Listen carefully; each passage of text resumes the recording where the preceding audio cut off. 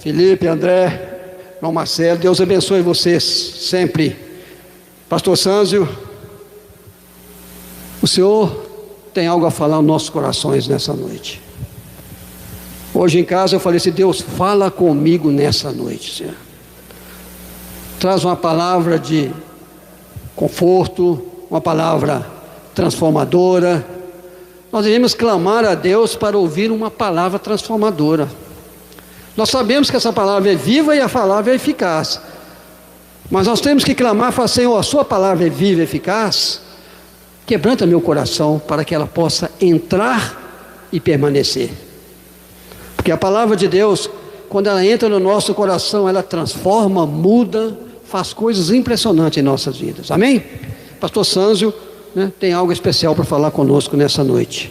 Vamos abençoar a vida dele? Ó Deus, obrigado, Senhor, pela vida do pastor Sânzio. Obrigado, Senhor, porque a tua palavra é viva, a tua palavra é eficaz. Ó Senhor, fala conosco nessa noite. Traz uma palavra que muda, que transforma, que traz alegria, que traz solução, para que possamos, Senhor, entender e compreender as coisas do Senhor. Então, Senhor, que nós estejamos com o coração aquebrantado, que nós estejamos, Senhor, com o coração aberto para falar. Fala conosco, Senhor. Traz para nós algo especial nessa noite. Nós ministramos bênção, que o Espírito Santo use ele com poder, com graça e autoridade, em nome de Jesus. Amém, Senhor. Paz e graça, irmãos. Vamos nos situar aí no Salmo 107 e ver como que Deus se manifesta, como que você se comporta, o que que você pode esperar, o que que Deus espera. O Salmo 107, ele é uma diversificações, uma multiplicação humana, uma correspondência de Deus maravilhosa.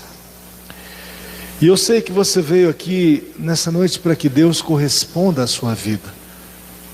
Por vários motivos, nós estamos aqui, mas eu quero que você atente o que é que Deus vai falar ao seu coração nessa noite.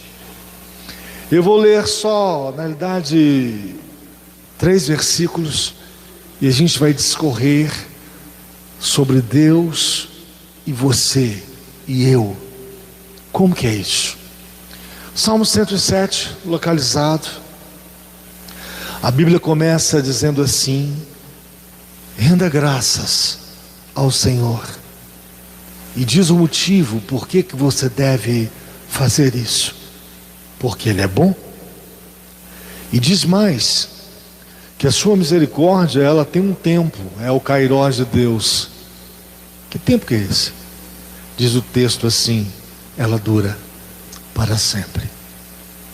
O texto ainda diz algo que eu preciso ter, ou pelo menos me apressar a ter, porque o texto diz que as pessoas dizem que aquele que teve uma experiência com o Senhor de remissão vai dizer assim: digam-nos os remidos do Senhor, os que ele resgatou da mão do inimigo e congregou de entre as terras do oriente, do ocidente, do norte, do mar. Vão dizer o que está aí no primeiro versículo, versículo de número 1: o Senhor é bom e a sua misericórdia dura para sempre. Esse é o tipo de experiência que não pode faltar na sua vida. A experiência da graça, a experiência do favor. As pessoas precisam, dentro da igreja, nas suas casas, nos seus serviços, sejam onde for, elas precisam ter essa experiência de resgate. Algo que te incomoda, algo que te fere, algo que te destrói, e você sabe que não tem reconstituição. Aí Deus aparece e reconstitui, resgata, redime, e você fica como devedor de Deus. Esse é o típico e clássico momento de experiência cristã que todo cristão tem que ter. Isso faz parte do processo para você ir caminhando, caminhando até chegar ao céu. Então tem pessoas que estão nas suas prisões, estão nos seus cárceres, e não podem, por não terem forças, saírem das mãos do inimigo ou dessas forças. Nada melhora, nada acontece. Pessoas que não conseguem de maneira alguma fugirem em função da grandeza da adversidade, da grandeza do problema, da grandeza do laço, do embaraço, da aflição, da prisão ou da falta de visão, e em função disso não encontram piedade na adversidade. A adversidade na sua vida, ela não veio para ser piedosa com você, de maneira alguma. Então o seu problema, a sua aflição, a tendência não é olhar para você, eu sou aflição e eu quero ter piedade de você porque eu sou aflição. Não!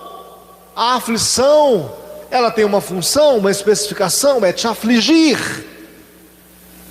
A prisão é dar a você uma condição de forma que você não consiga sair dela. Então não se engane, a prisão é prisão, a cegueira é cegueira, a morte é morte, e Jesus Cristo veio exatamente para isso: libertar os cativos, dar vista aos cegos e ressuscitar os mortos. E quando eu vou percorrendo aí o livro de Salmos, no capítulo 107, eu vou vendo pessoas que começaram a gritar socorro em direção a Deus.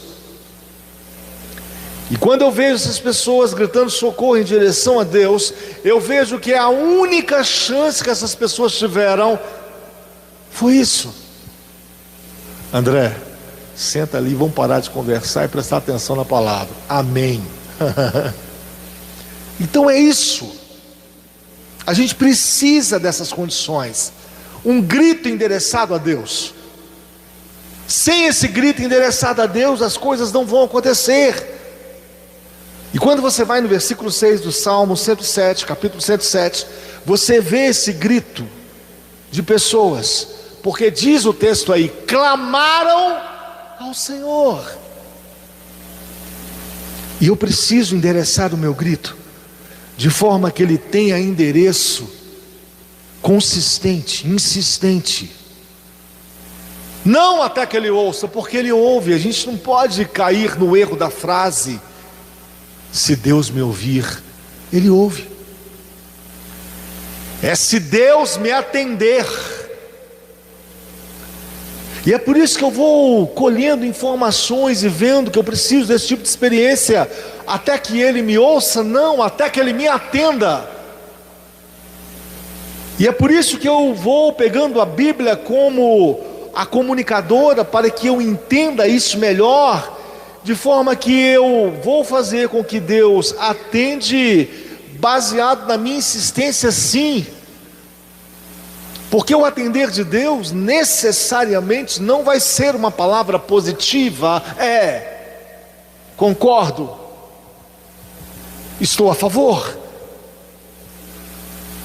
E eu vou melhorar isso muito, porque quando eu pego a Bíblia no Salmo 107 e vejo essas pessoas que clamaram ao Senhor, gritando a Deus, eu começo a observar que essas circunstâncias, na realidade, a ideia que ela tem é abafar o seu grito, desanimar a sua fala, dar a você uma consistência de que não adianta falar com Deus, de que não adianta clamar a Deus.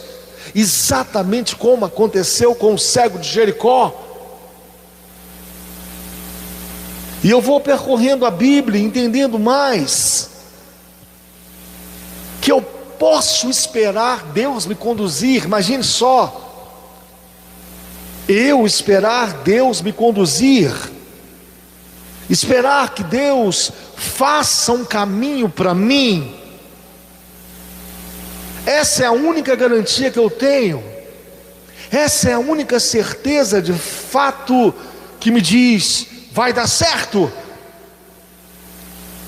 Porque a condução de Deus tem esse fim, tem esse propósito. Isso quer dizer o seguinte: Deus é responsável pela proposta que Ele vai te fazer. Deus tem uma proposta e Ele é responsável na totalidade pela proposta que vai te fazer. E você tem que entender isso. Se precisar, Ele vai te capacitar. Você não é capacitado, mas a proposta está lá, está de pé.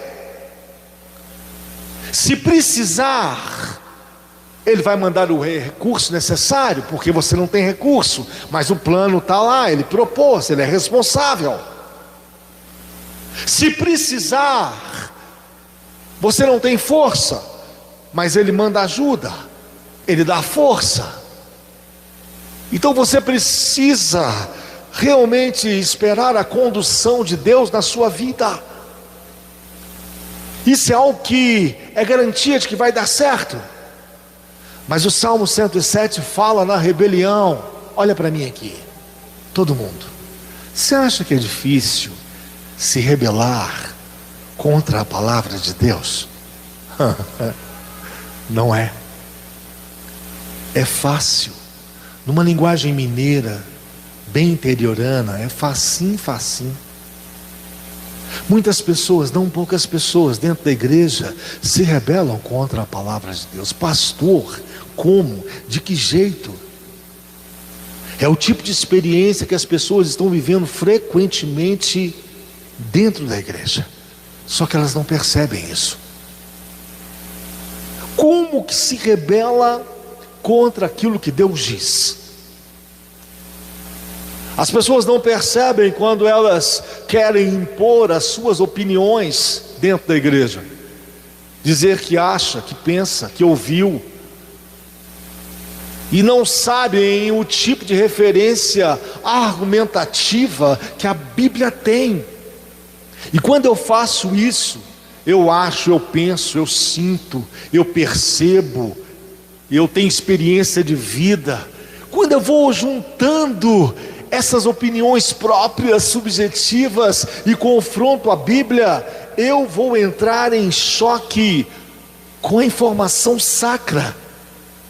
Isso é muito comum dentro da igreja. As pessoas em departamentos, elas vão se reunir, se reúnem, aí elas começam a discutir, não existe uma informação bíblica a respeito às vezes daquela discussão. E olha que eu já participei muito de reunião dentro da igreja, hein? Como é isso? Me explica. E a gente precisa regulamentar isso. A gente não pode viver uma vida de razões sem dar razão ao que a Bíblia quer te dizer. Mas nós fazemos isso direto, por causa da influência desse mundo. Nós somos cheios de justificativas contrariando aquilo que a Bíblia diz, por não conhecer a Bíblia. O que é pior, a consequência dessa reflexão, segundo o Salmo 107, é que a gente vai precisar clamar, falar com Deus e pedir a Deus socorro em algum momento, em alguma situação da nossa vida. Só que Deus vai mandar a gente ler a Bíblia. Já falei sobre isso. Você que não leu, você que não viu. Quando eu vou para o versículo 14 do Salmo 107, eu vejo que Deus, Ele na realidade, Ele despedaça prisões, só que você está lá. Ele na realidade quebra cadeias, só que você está lá. Ele arromba situações. A palavra arrombar quer dizer portas fechadas que são forçadas para que Ele entre. Então isso significa arrombar. E às vezes Deus precisa arrombar portas para que a situação dê certo. E Ele faz isso para modelar, para tratar. A gente acostuma tanto com as prisões. E eu vou caminhando pela Bíblia no Salmo 107, vou vendo no versículo 20, que diz que Deus enviou a sua palavra, e sarou, e os livrou daquilo que lhes era mortal. Isso tem relação com proteção. A gente acha que Deus tem uma obrigação de proteger a gente. Por quê?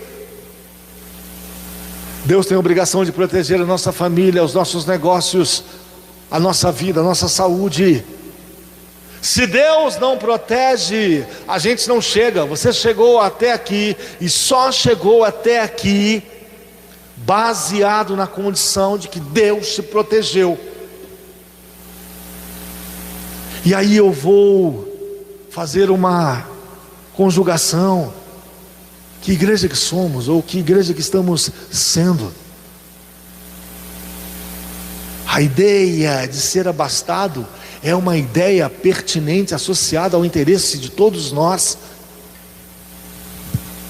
E a Bíblia vem falando alguma coisa interessante em relação a isso. Essa igreja, ela não tem o problema principal nela ligado à questão das finanças. O seu problema não é dinheiro. Pastor, por que está dizendo isso? Porque eu vou lá em Apocalipse capítulo 3 e vejo na igreja de Laodiceia, aonde o próprio Cristo declara: seu problema não é dinheiro, eu te abasteci de dinheiro, te dei prosperidade à reveria, te tornei grande em termos de finanças. Então o seu problema, igreja de Laodiceia, nunca vai ser dinheiro. Há em você uma condição de abastança. Você tem outro tipo de problema, e Jesus declara isso. O problema que você tem é que nas obras que eu conheço que você faz, você não é quente e você não é frio. Se você fosse frio, para mim era melhor, porque eu olhando para você, você é frio, você é desesperado, você é realmente insuficiente, você é extremamente carente. Eu iria entrar, te abençoar, te resgatar e deixar com que você visse minha graça, minha bondade. E aí você ia poder dizer o que diz o Salmo 107, no versículo 1: Senhor, eu vou te render graças, porque o Senhor é bom, e porque a sua misericórdia, Deus, eu frio, eu gelado, eu sem noção, eu sem visão, o Senhor veio, redimiu a minha vida dessa minha frieza, e me resgatou da mão do inimigo. Te experimentei, então é melhor que você seja frio. Por outro lado, se você for quente, é sensacional, porque se você for quente, você está fervoroso, com a visão correta, centralizado no eixo, na via correta. Então você está ali, e eu vou olhando para você, e eu vou conservando a sua vida, e eu vou te abençoando, e você ligado em mim, e você realmente permanentemente focado em mim. Então você quente, eu vou conservar isso na sua vida. É ótimo, é sensacional. Então fique quente, ore, leia a Bíblia, jejue, fique quente, me procure, eu falo com você, te visito nos sonhos, te visito nas escrituras, te visito em vários lugares, te dou sensibilidade, e você vai me percebendo aqui, ali e acolá, porque você está quente, e eu vou conservando isso na sua vida. Então, antes fosse quente ou frio, eu sempre teria uma saída para você. Agora você é morno. Meu Deus, um dia você está, um dia você não está. Um dia você faz uma oração e me pede, no outro dia você esquece tudo aquilo que você me pediu. Um dia você lê a Bíblia, e aí você fala comigo naqueles versículos, eu falo com você nesses versículos. No outro dia, na outra semana, você não sabe mais o que você leu, você não guarda, você não valoriza. Morno. Estou ao ponto de te vomitar. Você tem dinheiro, eu te dei dinheiro, te dei saúde. É a igreja de Laodiceia, em Apocalipse capítulo 3. Mas eu quero falar como que é o seu estado. E como que vai ser? Porque a ideia é te recuperar se você estiver frio, a ideia é conservar se você estiver quente. Só que você é rico, mira a riqueza, é abastada, e que na realidade você acha que não precisa de mim, mas precisa. E a gente não pode perder essa consciência. E Cristo no capítulo 3 de Apocalipse diz: você está infeliz, você é miserável. O que é isso? O Senhor está me chamando de miserável, Deus? Eu não sou miserável, Deus. Eu estou dizendo que você é, mas eu tenho uma justificativa para dizer que não. E a gente começa a contravençar, né? Falar com Deus: oh, Deus não é, e Deus dizendo que é. A palavra miserável significa o seguinte: você tem, mas você não consegue compartilhar. Você é tão egocêntrico que coisas você já possuiu, já tem, só que você não consegue dar.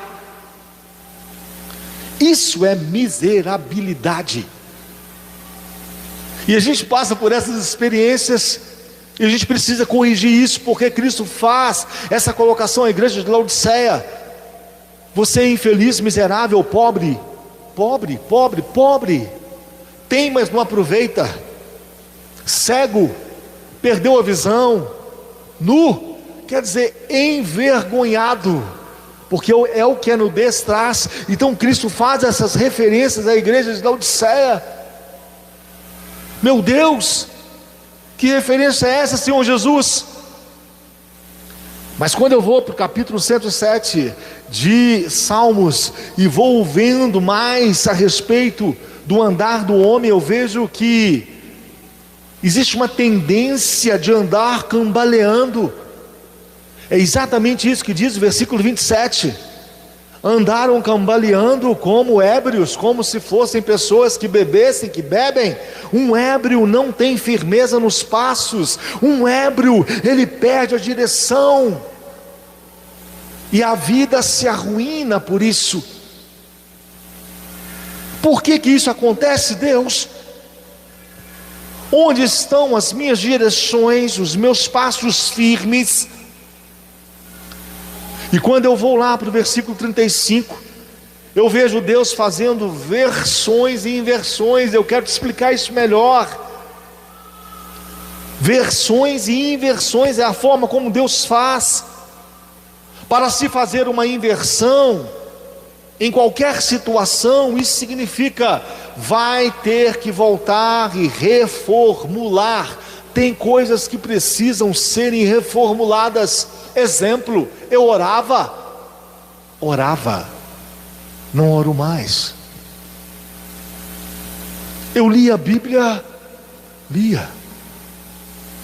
não leio mais.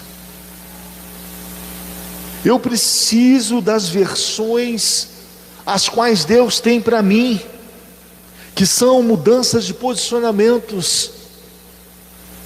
Quando eu visualizo o versículo 37 do Salmo 107, eu vejo que essa responsabilidade de multiplicar, de aumentar,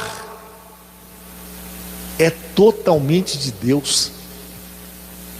Não se iluda se coisas não estão acontecendo na sua vida no sentido de progressão, de aumento, de manutenção. Vale a pena você fazer uma checagem e verificar o que está havendo, porque esse negócio de aumentar, versículo 37 do Salmo 107, há muita multiplicação, manutenção, depende de Deus. Então eu preciso entender essas verdades e confrontar e dizer: Deus, eu quero experimentar isso, eu preciso experimentar isso. E quando eu vou para o versículo 41 do Salmo 107, eu vejo que Deus levanta o necessitado da sua opressão. Como tem gente oprimida pela doença, pelo mau relacionamento, oprimida pelo tédio, pela rotina, oprimida por muitas coisas. E aí eu vejo Deus falando isso no versículo 41 do Salmo 107: eu sou aquele que te levanto nessa opressão que você está. Como que eu não experimento isso? Como que eu não tenho isso como algo que faz parte da minha experiência cristã? Agora o versículo 43 do Salmo 107 me intriga, e deve intrigar a igreja, porque o versículo 43 do Salmo 107 diz assim: quem é sábio? Quem é sábio enxerga esses movimentos de Deus. Você está enxergando o movimento de Deus? Você não está enxergando o movimento de Deus? Para tudo, se preocupe com isso, cuidado com isso. Você não está enxergando o movimento de Deus ao seu redor, dentro, fora de você. Meu Deus, liga o alerta vermelho, para, porque você é a igreja e foi chamado ou chamada para ver os movimentos de Deus. Você foi chamado ou chamada para ver Deus se movimentar e você não vê. Meu Deus, tem algo errado. Como que você não vê Deus se movimentando? Exatamente como diz o Salmo 77, versículo 19: Deus entra no meio do oceano, faz caminhos, deixa suas marcas, sai de lá, e as pessoas não perceberam isso. Deus, esse é o fim, esse é o caos. Porque se eu não, na verdade, consigo, pelo propósito que fui chamado, observar as suas movimentações, está tudo errado. Meu Deus! Então eu quero melhorar bastante essa mensagem no seu coração e encher o seu coração de esperança. Você precisa experimentar a graça de Deus. Não tem problema se você não dá conta. Não tem problema se você está derrotado, frustrado, abatido, ignorado. Não tem problema. É para isso que existe a graça resgatadora de Deus, para chamar o abatido, o indiferente, o tolo, o insábio, para chamar as pessoas que estão de alguma maneira sem forças, desanimadas. Só que eu preciso experimentar isso, Deus. Um grito de socorro endereçado a Deus. Eu preciso dessa chave, desse segredo, desse caminho. Eu acho que a economia vai dar certo, eu acho que o meu serviço vai dar certo, eu acho que na verdade meu vizinho vai dar certo, eu acho que o movimento da igreja vai dar certo. Eu preciso pensar em Deus para dar certo. Um grito de socorro endereçado a Deus. Deus, eu preciso ter essa experiência de condução.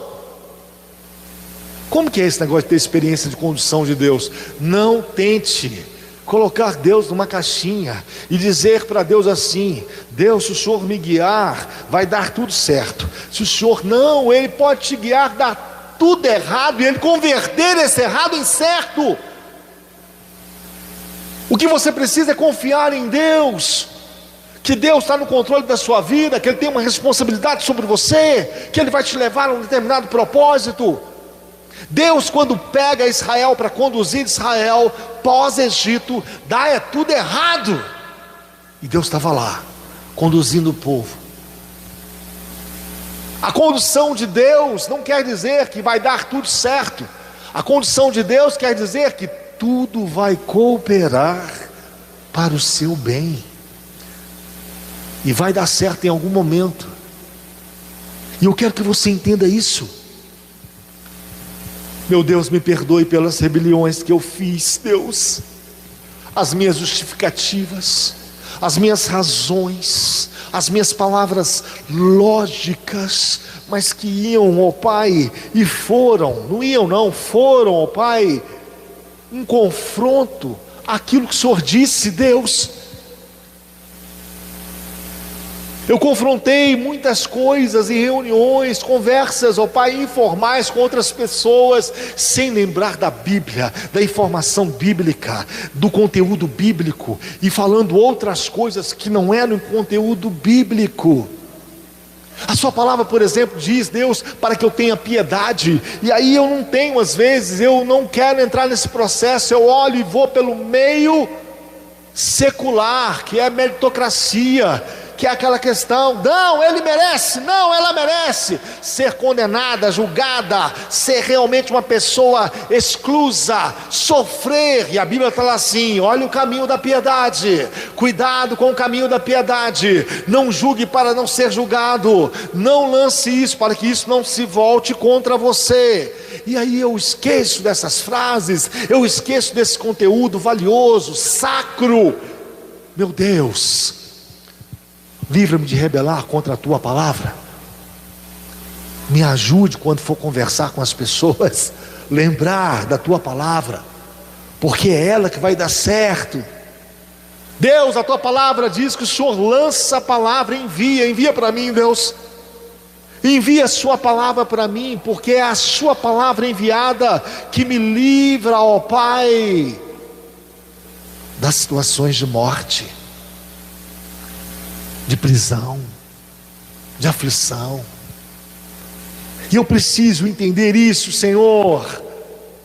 Deus, eu não quero ser como um ébrio, como um tonto, que anda de um lado para o outro, o passo não é firme, a direção não se sabe onde tem, para onde vai. Meu Deus, tenha compaixão de mim, Deus. O problema não é o dinheiro, o Senhor pode me dar o dinheiro, mas isso não vai resolver as minhas questões, porque eu tenho que ter outras coisas além do dinheiro. Primeiro, eu não posso ser servo do dinheiro, eu tenho que utilizar o dinheiro para que ele me sirva. É o contrário. Deus, diz a tua palavra que o amor ao dinheiro são raízes de todos os males. Deus, me ajude nisso, nesse controle, nessa condição de equilíbrio. Senhor, faça isso por mim.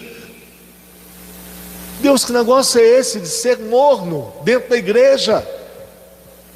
Um dia tá, um dia não tá, um dia faz, um dia não faz, perco a constância, um dia oro, outro dia não oro, um dia busco, outro dia não busco, um dia venho à igreja, outro dia não venho à igreja, um dia eu me importo com a igreja, outro dia eu não me importo com a igreja. Deus, é melhor que eu estivesse frio para experimentar a tua graça, porque frio, ó Deus, o Senhor ia lá me aquecer e vai.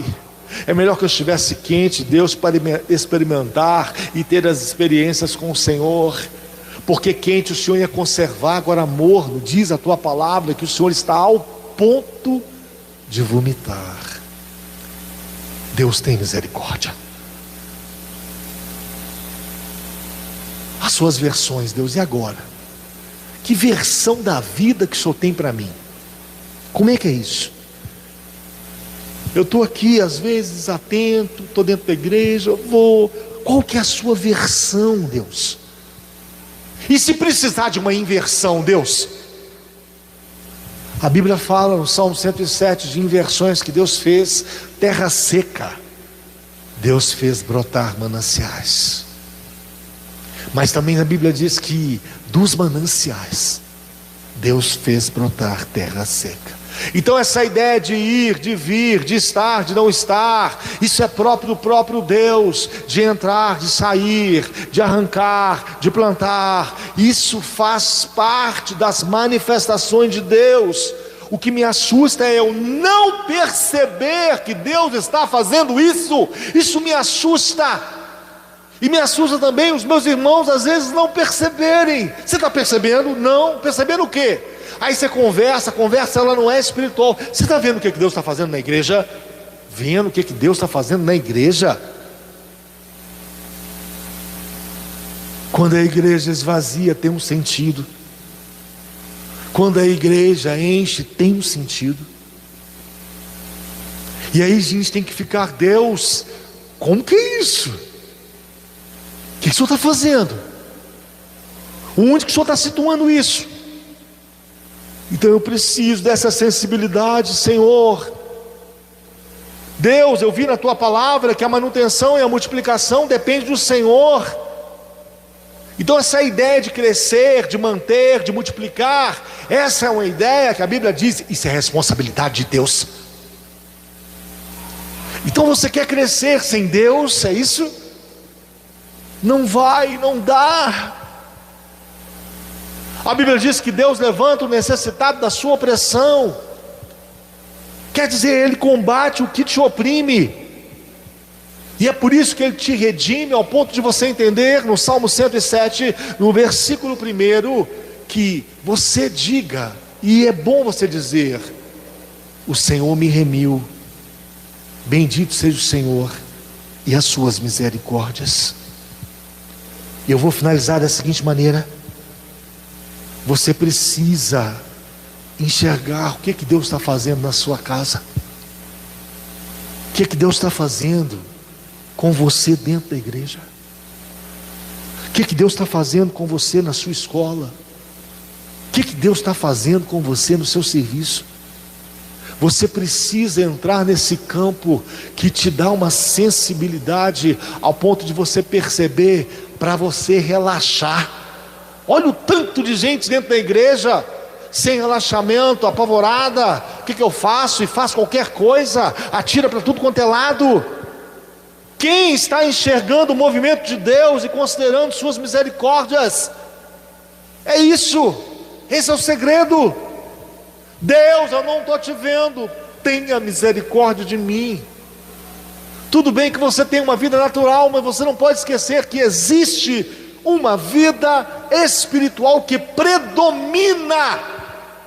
E Deus fez isso de propósito. A Bíblia diz que Deus se oculta dos homens. Está escrito isso na Bíblia. Deus, o Senhor se oculta do mundo.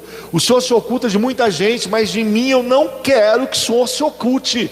Eu quero te ver o que o Senhor está falando, fazendo. Eu quero ver essas coisas para que eu possa relaxar. Eu não quero ser como Ciro, um grande general, um grande imperador. E o Senhor diz na tua palavra, ó Pai, em Isaías 45, que o Senhor o escolheu. Então ele fazia o que o Senhor queria. Ele ia para onde o Senhor determinasse. O Senhor o trazia, o Senhor o levava. Só que ele não sabia que o Senhor se movimentava com ele. Deus, que coisa ruim! Você é a igreja. Você não foi chamado para isso. Você foi chamado para perceber Deus, o movimento de Deus. Você foi chamado para ter a revelação de Deus. Sabe esse vizinho seu que está lá e que ele não é crente?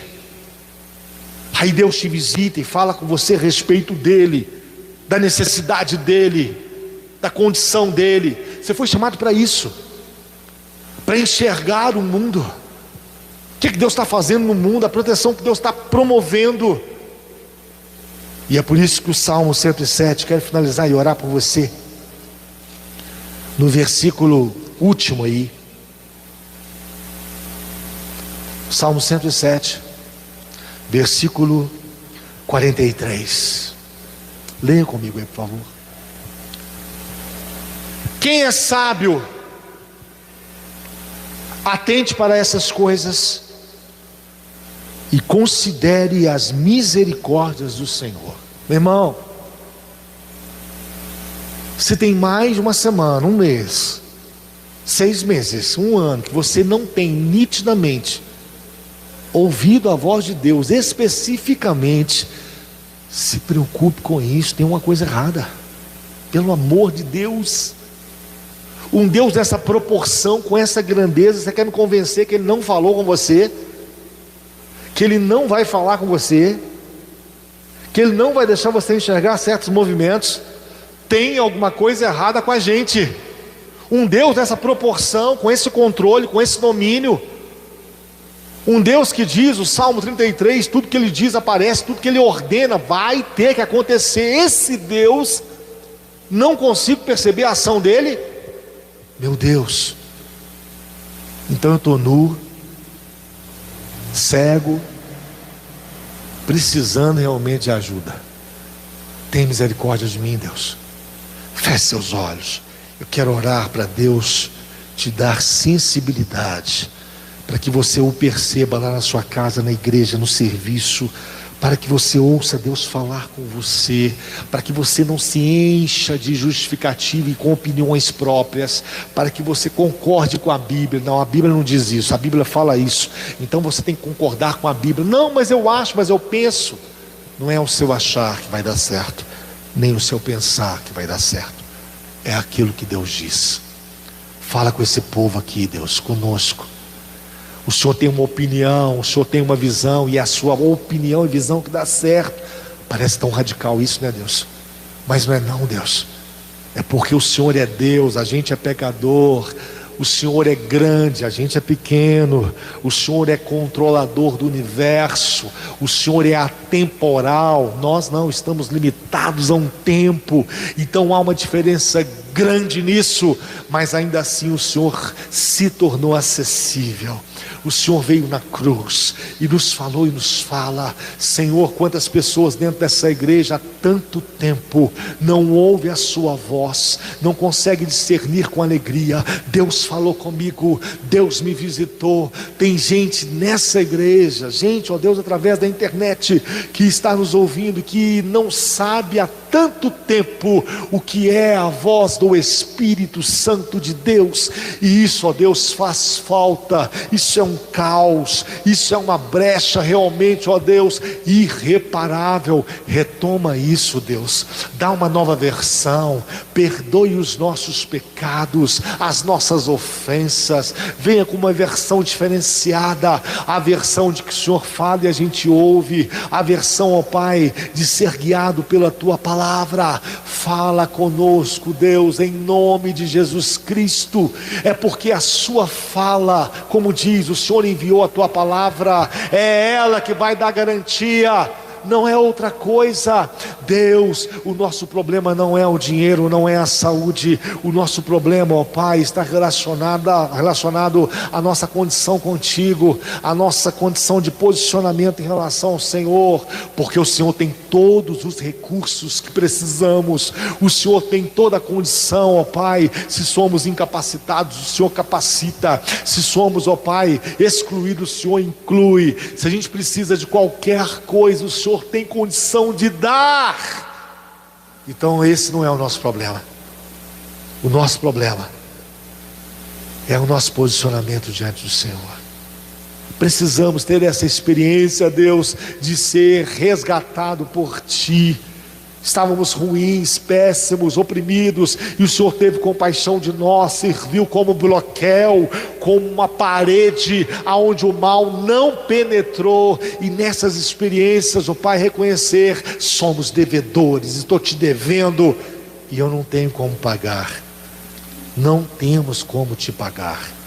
Por isso, Deus, nos ajude nessa experiência da remissão dos pecados, remissão, ó Pai, das nossas condições debilitadas. Ajuda-nos nisso, porque a Tua palavra tem uma promessa, dentre tantas, que o Senhor, ó Pai, supre a necessidade do oprimido. Deus, ajuda-nos como igreja, fala conosco, e quando a gente ouvir, ó Pai, a Sua voz, tanta coisa fútil vai deixar de ter importância, tanta coisa efêmera, ó Pai, insignificante, vai ser revelada, e a gente vai dizer: meu Deus, olha o que eu me preocupei, olha o que eu fui me envolver, para que isso? Porque o importante é o que o Senhor diz, é a Sua promessa, é a Sua versão que o Senhor tem para nós. Em nome de Jesus, sensibiliza o meu irmão, a minha irmã, a Te encontrar, a Te ouvir, em nome de Jesus. Amém para você? Que Deus fale com você. Amém por isso? Você orou pelas cartas? Tá? Irmãos, vamos orar pelas cartas, em seguida orarmos pela outra campanha, que é Implanta Colhe. Que Deus fale com você. O que eu disse hoje, eu vim numa consciência, eu estava na BR hoje pensando, a gente precisa ouvir a voz de Deus. Se não, como é que fica? Como é que eu sou igreja e não ouço Deus falar? Vamos orar pelas cartas. Contribua comigo, estenda as suas mãos.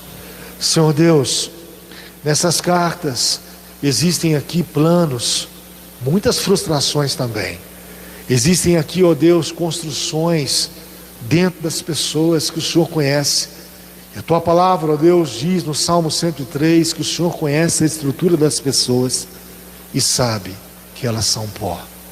Mas o Senhor vai aí, ó Pai, nessa condição de aliança monopleútica, que é aquela aliança onde o Senhor faz, ó Pai, um contrato, faz um acordo com a pessoa, e ela não tem condição de cumprir, mas o Senhor ajuda a cumprir. Então ajude pessoas, ó Pai, que escreveram para o Senhor. Ajude essas pessoas, ó Deus, a cumprirem o que elas precisam cumprir. Se está faltando fé, dê fé. Se está faltando, ó Deus, uma prostração diante do Senhor, dê uma prostração. Se está faltando humilhação, dê, para que venha um milagre, para que se concretize, Deus, em nome de Jesus Cristo, a realização dessa petição, dessa entrega. Deus, livra o aflito. Deus, dê realmente vida àquele que está morto. Ajuda essa pessoa nessa prisão, liberta, resolve, para que essa pessoa possa, ó Deus, experimentar, como preguei hoje, a experiência da remissão. Não podia, mas o Senhor ajudou.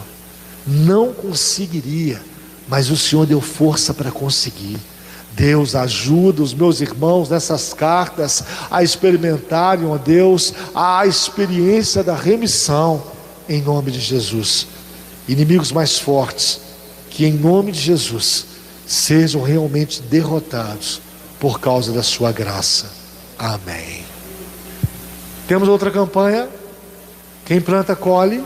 Isso é bíblico. A gente precisa fazer isso.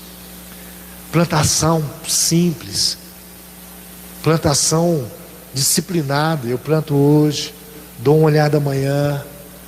Vamos lá, levante seu envelope e vamos falar com Deus a respeito disso. Deus, o Senhor nos ensina na tua palavra: quem planta colhe. E aí a gente começa a pensar naquilo que as Escrituras dizem a respeito de plantar na sua presença, falar contigo, esperar no Senhor, buscar o Senhor. A tua palavra diz, ó Deus, que sem fé é impossível te agradar, que aquele que se apresenta ao Senhor é necessário que creia que o Senhor existe e que o Senhor é galardoador daqueles que te buscam. Deus, é a tua palavra. O Senhor é presenteador daqueles que te buscam, e a nossa intenção é essa: te buscar, ó Deus, nessa campanha. Quem planta colhe. Falando com o Senhor, Deus resolve. Falando com o Senhor, Deus cura. Falando com o Senhor e pedindo o seu poder, Deus dê uma solução concreta para que a gente desfrute, para que a gente possa saborear e testemunhar e experimentar a sua boa, perfeita, agradável vontade. Olha os meus irmãos, olha o tempo que eles estão, o tempo que passa. Eu sei que o Senhor tem o seu Kairos, que é justamente o tempo do Senhor. Mas Deus, dê paciência, Deus, apresse, Deus, faça essa pessoa realmente, enquanto está esperando, ter paz. Ajude essa pessoa, de forma que ela não desanime, e realmente tenha essa expectativa, de que o Senhor está conduzindo, de que o Senhor tem um plano nisso, de que o Senhor vai abençoar. Faça isso, Deus, em nome de Jesus Cristo, amém. Fique de pé, vamos embora para o restante da semana. Deus te abençoe, porque Deus é bom, o diabo nunca prestou, não presta, e vamos falar com Deus e recebemos a bênção apostólica. Leva-nos em paz, Senhor. Precisamos que o Senhor nos proteja. Pode parecer tão natural, mas não é. Pessoas dentro da igreja não pedem a sua proteção, mas é ela que nos fez chegar até aqui, e é ela que vai nos fazer chegar, ó Pai, nos anos vindouros. Proteja o teu povo, em nome de Jesus Cristo. Mão no coração, isso.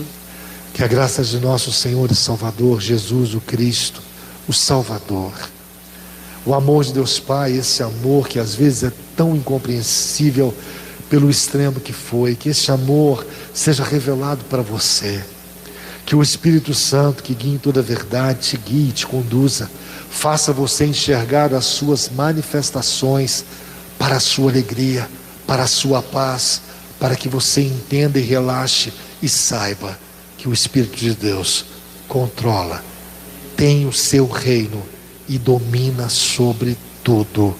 Amém. Que Deus te abençoe e te dê um bom restante de semana. Amém.